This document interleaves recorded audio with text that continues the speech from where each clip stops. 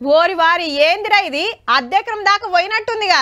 అబ్బా నీదేమో సక్కగున్నట్టు, నీదైతే ఎకరానికి మీదనే పోయింది. తీ ఎట్లరా మరి ఏం చేద్దామంటావు అన్న? ఏదన్నా ఉపాయం ఉంటే చెప్పరాదే, ఇజ్జత్ పోతుంది. రోల్ వై రోకలికి చెప్పుకున్నట్టుంది మీ కథ అంటుంటారు. చలో ఇక వార్తలకు పోదాం. ఓ కొడుకో, చిన్నపాటి జాతరే సాగుతుంది పోర్రి. సినిమా టికెట్లకో దేవుని దర్శనానికో కాదు, నూనె కోసం గుండు చూపాలే, నూనె రాయించుకోవాలి, పోవాలి. ఉత్తరప్రదేశ్ రాష్ట్రం మీరట్లా నెత్తెంటికలు మొలిపించే సమర్ ఉన్నదని ఇన్స్టాగ్రామ్ లో సాటింపేస్తే నాకనేగబడ్డారు అంతా. పక్క రాష్ట్రాలే కాదు, దుబాయ్కి వెళ్ళి వస్తురంటే చూడుర్రిగా. ఇవాళ రేపు చాలా మందికి ఎకరం పోకటేనాయే. వచ్చిన వాళ్ళని నచ్చినట్టు మంచిగా కూకుండా పెట్టి ముద్దుగా రుద్దుతాండ్రు.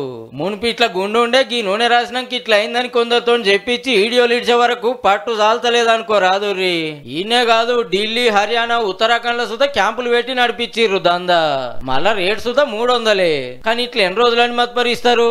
రుద్ది ఉన్నాయి ఊసిపోయిన వాళ్ళు ఆయనతో స్టేషన్ లో కేసు పెడితే 3 మూతవర్లను అరెస్ట్ చేసిండ్రు. గమ్మత్ ఏందంటే అమ్మేటోళ్ళు ఇద్దరిది బట్టతాలే. నిజంగానే ఇంటికి వచ్చేది ఉంటే వాళ్ళు రాసుకోపోదురా. అయినా లైన్లు కడుతున్న వాళ్ళకి ఈ డౌట్ ఎందుకు రాలేదు? వాళ్ళకే నెత్తిలో ఎయిర్పోర్ట్ ఉందిరా అయ్యా అంటే ఎవడేది చెప్తాది నమ్మి నున్న గుండు కొట్టించుకుంట్రీ.